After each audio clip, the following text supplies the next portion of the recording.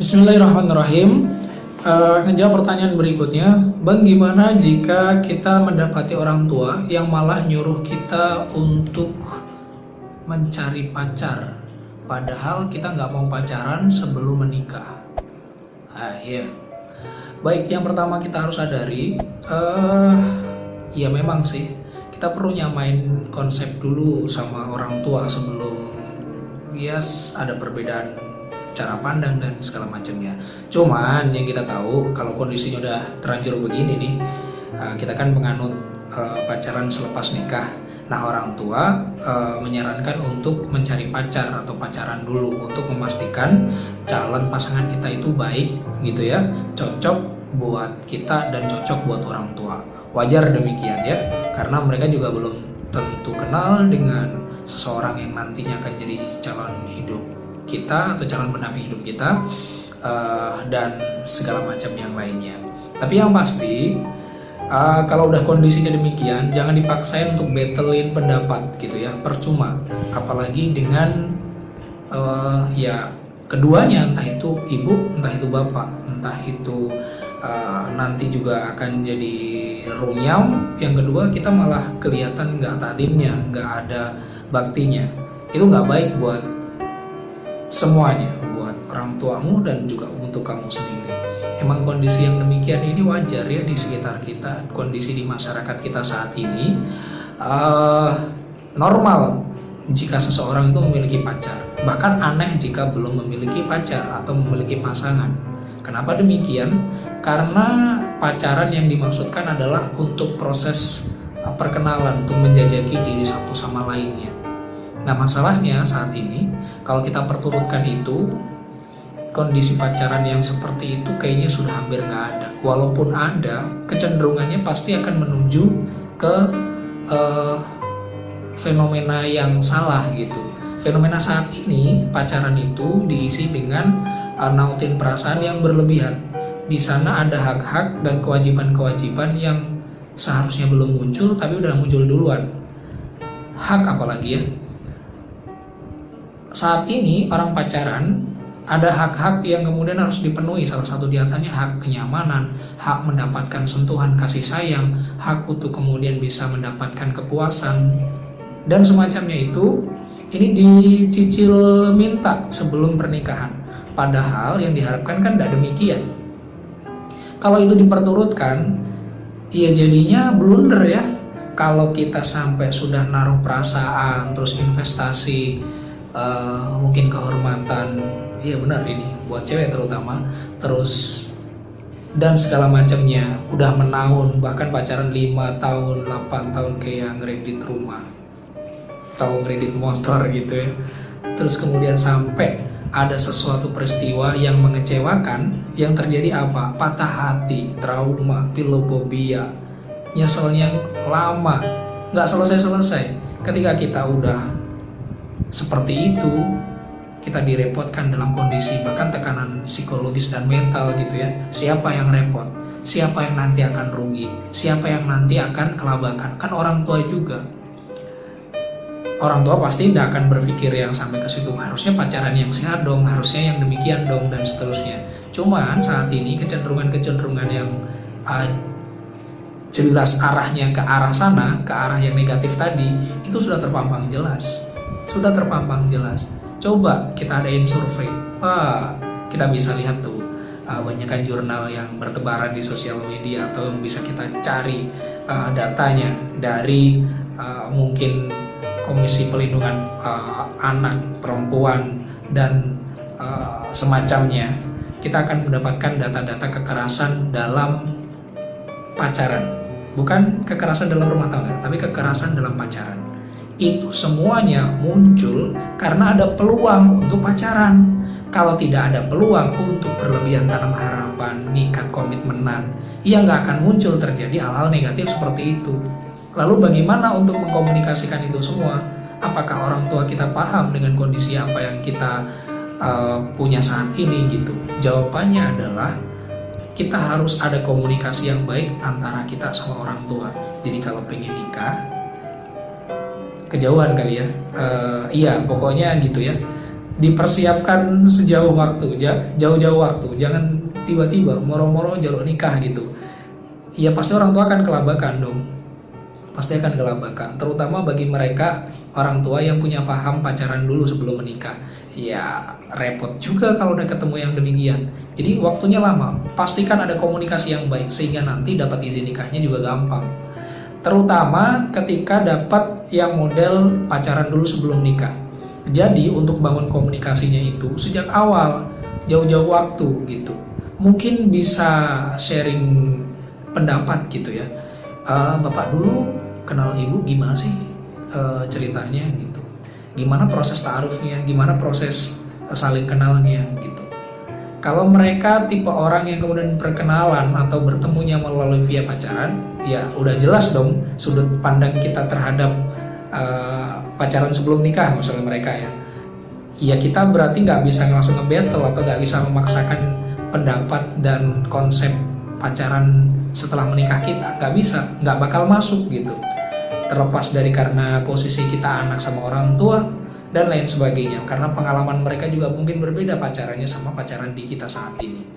Jadi tanya dulu itu. Terus yang kedua, setelah kita gali informasinya, ternyata mereka juga punya riwayat pacaran, berarti kita coba main diskusi yang baru gitu. Pertanyaan kedua mungkin bisa kalian tanyakan adalah seandainya dulu bapak sama ibu kenalnya nggak pakai pacaran dulu, kira-kira bapak mau nggak menikah sama ibu? Atau kira-kira ibu mau nggak nikah sama bapak jika dulu kenalnya nggak lewat pacaran gitu?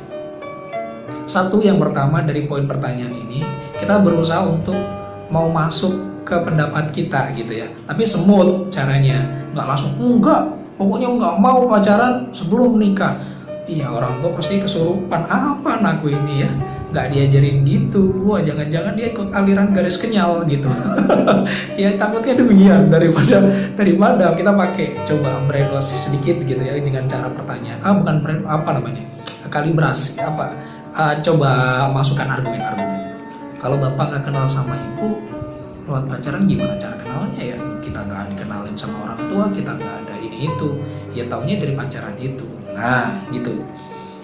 Kalau dari pacaran itu sudah harga mati, coba kalau misalnya ditawarkan dulu. Semisal nih, saya kan nanti juga menikah kayak bapak ibu. Saya juga punya, bukan saya akuan gitu, kayaknya jarak banget ya. Biasanya kakak kalau manggilnya. Kalau kakak kan nanti juga mau nikah nih kakak, atau mungkin adik kan mau nikah. Nanti adik nikahnya pengennya yang dapat kayak begini, sebutin kriterianya. Nah gitu. Kira-kira bapak sama ibu ada nggak temen yang anaknya kriterianya kayak begini? Ya biar nggak kaget aja nanti kalau saya waktunya pengen kakak atau adik mau nikah, terus kemudian harus pakai cari-cari pacaran. Adik sih maunya dicariin sama bapak sama ibu, biar pacarannya nanti selepas menikah ada so-sweet-nya, hehehe, dan semacamnya. Kayaknya itu bisa masuk loh dengan cara komunikasi yang ringan seperti itu. Loh kenapa gitu? Kamu boleh loh kenal sama anaknya si om ini, kamu bisa loh kenal sama anaknya si tante itu gitu. Bagus dong gitu kan. Kalau menurut bapak, anaknya om itu kayak gimana sih? Nah, loh kamu kan tadi pengennya yang pinter nih. Anaknya om ini, kuliahnya di sini, sekolahnya di sini. Udah gitu dia punya prestasi bla bla bla bla dan segala macam. Nah, nyambung kan? Nah, gitu. Seterusnya. Ada banyak teknik secara yang lainnya untuk kemudian bisa ngobrol. Pokoknya ada ngobrol baik sama orang tua. Ini masalahnya adalah jika orang sama orang tua gak ada komunikasi yang baik. Satunya ngeyel A, satunya ngeyel B. Pengennya sih baik, tapi dengan cara ngeyelnya ini loh yang jadi gak baik. Biasanya ketika hilang komunikasi, ya hilang keberkahannya. Kenapa kok hilang berkah? Ya gimana mau birrul walidain, gimana jadi mau anak yang diridhoi sama Allah? Karena ridhonya Allah adalah ridhonya orang tua juga. Tapi bagaimana jika orang tua menghendaki sesuatu yang buruk, yang nggak baik bagi kita, buat agama kita dan masa depan kita? Kayaknya nggak ada deh orang tua yang sejahat itu gitu. Mereka melakukan mungkin kesalahan berpikir atau mungkin ketidaksamaan konsep berpikirnya sama kita itu karena kekhawatiran mereka sendiri yang mereka ciptakan. Karena mereka sayang, makanya mereka nyuruh kita untuk melakukan pacaran dan segala macam supaya anaknya nggak salah pilih gitu. Nggak ada kok orang tua yang kemudian pengen ngejeblosin anaknya dalam satu konsep masalah yang rumit dalam hidupnya. Takutnya nanti kalau sudah rumah tangga kamu gak kenal sama pasangan, tiba-tiba dia begini gimana? Kalau dia tiba-tiba pemabuk gimana? Kalau dia tiba-tiba tukang selingkuh gimana? Pokoknya nggak mau kejadian kayak begini lagi, kayak adiknya bapak atau keluarganya si ibu gitu. Karena mungkin mereka juga ada riwayat pengalaman yang tidak sama dengan kita. Walaupun demikian, kita harusnya bisa memposisikan diri dengan baik itu. Ada komunikasi di awal, ini jauh-jauh waktu akan jauh lebih baik. Walaupun berbeda pendapat saat ini, nggak masalah. Berbeda pendapat nggak masalah. Karena jarak yang cukup lama, kamu mau nikahnya mungkin 1 atau 2 tahun lagi, komunikasikannya sejak sekarang. Mungkin saat ini berbeda pendapat, selama 2 tahun atau 1 tahun ke depan pasti ada perubahan-perubahan. Ada pola untuk mempelajari maksud dan konsep seseorang yang diajak bicara, apalagi sama anaknya sendiri. Orang tua pasti akan mikir lama. Iya beneran akan mikir. Mungkin pas lagi di ruang tidur sama bapak sama ibu, mereka akan ngobrol sendiri. Apa si Dede lo pengen nikah, dia pengennya sama yang begini. Masa cari yang berjilbab yang segede korden pak? Nggak gitu lah. Emang papa ada anaknya teman kita yang, atau anaknya teman papa yang anaknya itu pakai jilbab sekorden atau selimut gitu yang gede-gede maksudnya. Ya demikian, akhirnya dari situ, dari ngobrol-ngobrol gitu, mereka juga akan ada mungkin nyari jalan tengah, coba untuk mencarikan, mencoba mengenalkan, ada saling menjajaki pendapat. Ya memang harusnya demikian, manusia hidup itu nggak cuma sama pasangan aja lah, sama orang tua kita harus dulukan ini. Jadi kalau misalnya mereka nyuruh nyari pacar, bukan berarti mereka jahat, bukan berarti mereka nyuruh jerumusin kita, bukan, tapi karena tingkat pemahaman dan kesamaan cara pandang itu tidaklah sama. Nah, step yang berikutnya ketika kita sudah satu komunikasi tadi itu ya, yang kedua adalah samakan konsumsi informasi. Kita punya konsep pacaran setelah menikah karena kita mendengarkan kajian-kajian dengan tema dan bahasan yang seperti itu. Maka setidaknya sharing dong materi kajian yang kamu dengerin, booster yang kamu dapetin dari sosial media, ngedengerin vlog-vlog seperti ini ke orang tua juga, supaya mereka sama sudut pandangnya antara konsep pacarannya mereka sama konsep pacarannya di kita. Jangan-jangan maksud mereka pacarannya adalah untuk saling mengenal. Di kita konsep konsep saling mengenal itu ada yang namanya ta'aruf. Nah ketemu dong jalan satu hal yang beririsan samanya itu, yaitu tentang memperkenalkan diri satu sama yang lainnya. Nggak ada pegangan tangan, nggak ada komitmenan, nggak ada nempel perasaan, nggak ada kamu punya aku punyanya, kamu nggak boleh sama si dia, akunya setia sama kamu, nggak sampai yang sebegitu-begitunya. Nah, akhirnya ketemu nanti poin-poin yang nanti akan sama. Dari sini loh enaknya ya. Jadi samakan konsumsi atau nutrisi keilmuan kita, sakofah keislaman yang sama, itu akan mempermudah kita untuk menentukan keputusan ke depannya, terutama antara anak dan orang tua. Ini bagus. Biasanya orang tua yang memiliki idealisme tertentu akan menyekolahkan anaknya di tempat yang sesuai dengan idealismenya. Demikian. Jadi sebenarnya mereka itu juga pengen nanam investasi komunikasi dengan mereka, kita itu ke mereka dengan cara kita disekolahin di sini loh, supaya nanti sama cara pandang, cara pikirnya. Nah kita pun juga demikian, jika kita pengen orang tua kita sama dengan apa yang kita mau dan semut mulus tanpa ada cekcok tikai dan segala macamnya, maka ya setidaknya kita sekolahkan mereka, bukan sekolahkan mereka, bahasanya kurang ajar banget ya, kita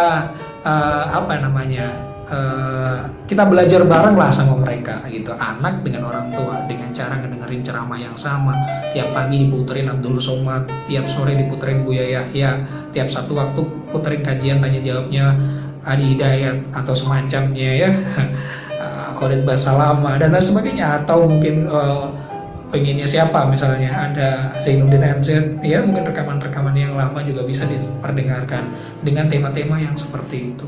Anwar Zahid, wah kita punya banyak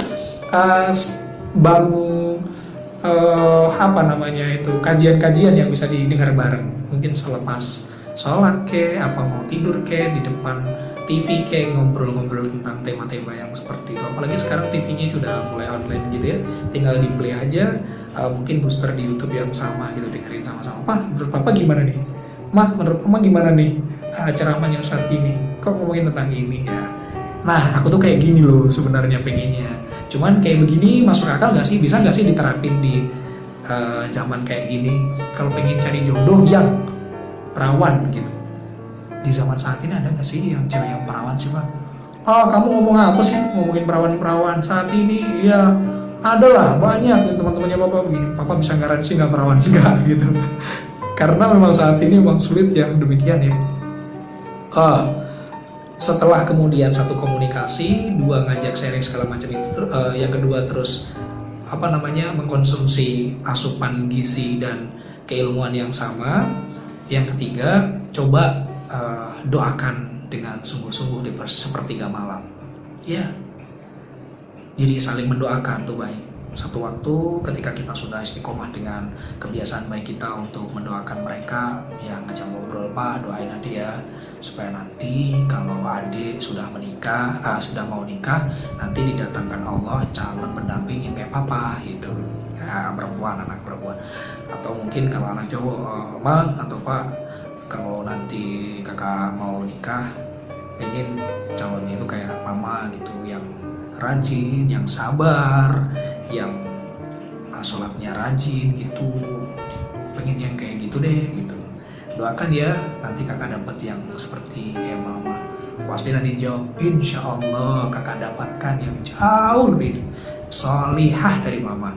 Insya Allah nanti adik dapatkan calon pendamping imam yang lebih sempurna dari ayah. Alhamdulillah, pokoknya ada ngobrol yang ini. Jadi sudah komunikasi yang baik, dapat asupan ceramah atau ilmu yang sama, terus kemudian ada saling mendoakan. Yang keempat adalah berikhtiar bareng-bareng gitu. Berikhtiar bareng-bareng tuh seru ya.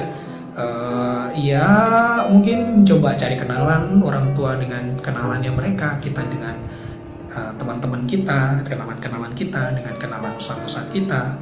Insya Allah dari banyak referensi yang masuk, setidaknya kita akan menemukan orang-orang yang jauh lebih baik lagi. Gimana ngomongin pacarannya tadi gitu kan? Kalau kita sudah jalan sejauh ini, kok pacaran? Kan pada konsepnya kan saling mengenal ya dalam konsep pacarannya itu. Nah kalau udah bareng-bareng nyari gitu ya, dan mereka bisa memastikan bahwa cara nyarinya juga bareng-bareng, kan sudah otomatis kenal juga satu sama yang lainnya gitu.